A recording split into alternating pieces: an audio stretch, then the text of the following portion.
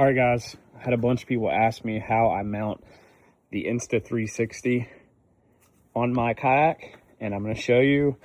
I have this Telesen extendable pole. I actually electrical taped the connection so it can't move in and out.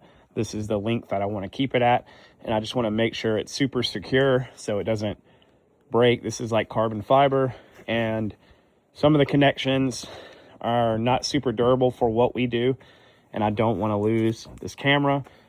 So I highly recommend the Insta360 quick mount. You can see that right there. It's got some quick mount attachments right there. It just locks in super easy like that. It's locked in.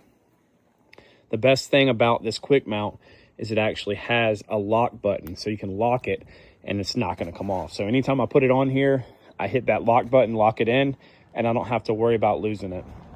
To get the Insta360 camera to make the pole look invisible, you need to make sure that the camera is completely straight on the pole. You don't face the camera towards you or whatever. You want it perfectly in line with the pole. So like I said, this is a Telesen pole, and I have it attached to the Yak Attack lock and load system, which I think is a great system for camera mounts. So you got multiple adjustments. You can adjust this, up and down. But the best part is the lock and load has this little lever right here, and you push it in and pull up, and you can rotate it. So you can rotate it while you're filming. If you're hooked up to a fish, super easy, just lift up and twist. So you can get all kinds of cool angles. And then I just have that lock and load base attached to my H-rail right there. You can get that lock and load base that attaches to gear tracks and all kinds of stuff.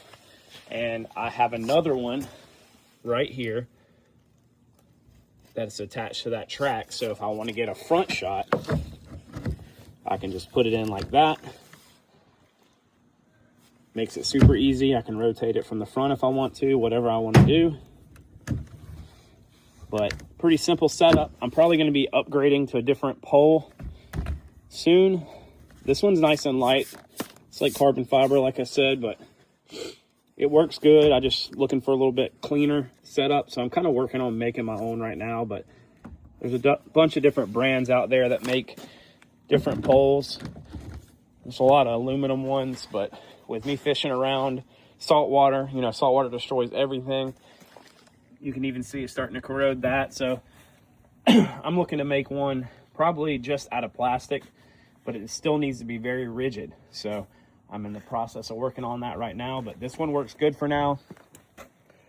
Another tip when using the Insta360 camera, so it has two lenses on each side. So got a lens on that side and a lens on that side, and it stitches the video over top each other. That's how it makes the pole look invisible. You want to make sure when you're filming that one of the lenses is pointed at you. And what that does is sometimes it doesn't stitch it perfect together, and you want that uneven stitch to not be in the front of the shot, not in the main shot. So make sure one of the lenses is always pointed at you, so the stitching is, in an area where you probably won't turn the angle and look at. So that's how I got it filmed.